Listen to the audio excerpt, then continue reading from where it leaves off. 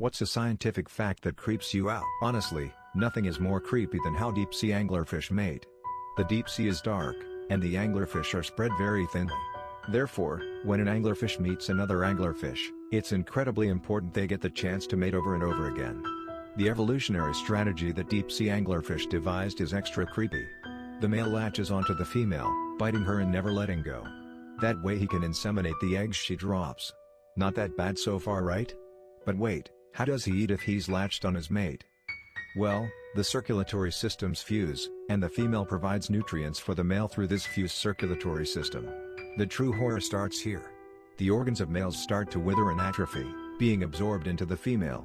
Eventually, the male is reduced to a lump of testicles the females use to fertilize their eggs.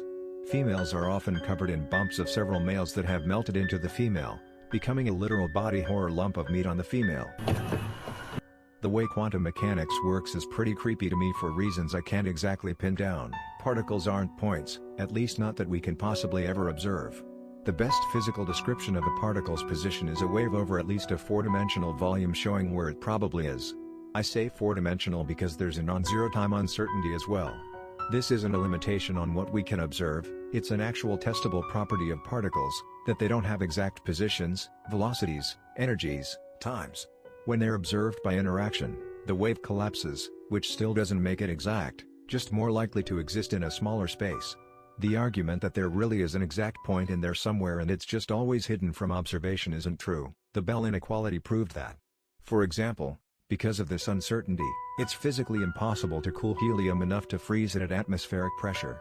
This uncertainty even applies to the vacuum.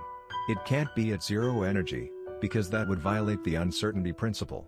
So sets of virtual particles pop into existence in the vacuum and stick around for an incredibly short amount of time, given by the time uncertainty, before annihilating each other in a zero net energy process. This is, very simply put, how black holes hypothetically lose mass. Pairs of virtual particles are spontaneously created near the event horizon. One enters, one escapes. The one inside annihilates a particle within. The one that leaves becomes real.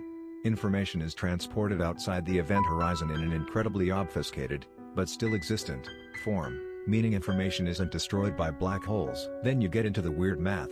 It starts raising questions about what real is. Can we say something's real if it's not testable, or is the math describing the situation the closest to real that we can get?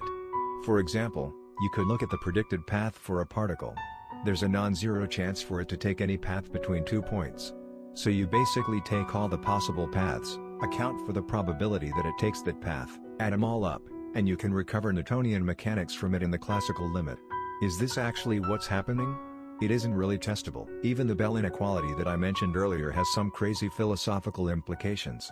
It basically says one of three things are true: information travels faster than light, which we have never seen, cause doesn't always come before effect, WTF, or the universe is superdeterministic, which would disprove free will.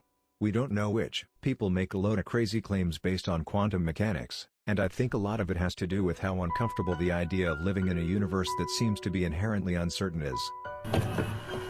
Not exactly scientific or creepy, but it's close enough and I want to contribute. Mouth pipetting was a thing in labs in the 1980s. A pipette is, for simplicity's sake, a glass straw that lab staff would use to transfer liquids. Nowadays we use special bulbs, that when squeezed, would suck up the liquid for us. Kinda like a turkey baster or eyedropper. Before we had these bulbs, lab workers had to use their mouths to suck up the liquid. Which meant if they weren't careful they'd get whatever they were sucking up in their mouth.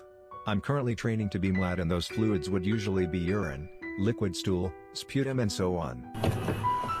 The brain can play tricks on you when you look at a clock and the second hand seems to freeze for a moment. Your brain is actually generating a false memory, and your perception of time stretches slightly backward. This effect is called chronostasis. But wait, there's more. When you move your eyes rapidly, you don't see the things in front of you streaking across your field of view. What happens is that your brain just deletes that part. To fill in this gap in your perception, you would think the brain would stretch out that last image you saw before you moved your eyes, like a stuck video, but instead your brain takes the first thing you see after your eyes move, and does a copy and paste back over a blank couple of tenths of a second while your eye was moving. This fools your brain into thinking it sees the new view even before your eyes move to where you could see it. Why would your brain do this? Imagine you see a small, quick animal out of the corner of your eyes. As you snap your eyes over to look at it, the animal jumps out of sight in like a 20th of a second, too fast to be perceived, normally. However, as far as your full brain is concerned, it looks like the animal froze in place for a few tenths of a second, which gives the mind part of your brain a better chance to register and understand that fleeting image. Edit: since people seem to be interested in this, here's more. Move your eyes back and forth as fast as you can. You should be able to perceive the streaking motion that is normally edited out. Also, you may notice that doing this is not very pleasant after a while. My sympathies to those posting below who have problems with this for medical reasons. Also, despite the title of this post, you may have already guessed that I think this kind of stuff is cool to think about, and it doesn't creep me out at all.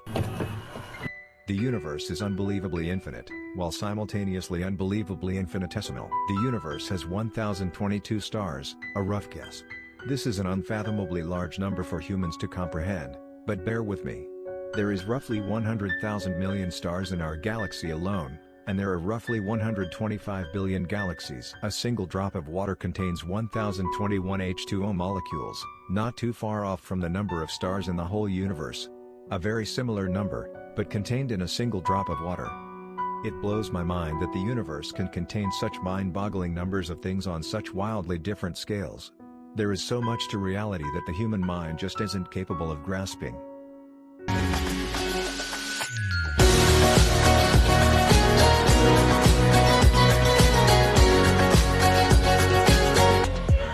the mojo deals, we been tripping like the 80s. Pulling out the coupe at the lot.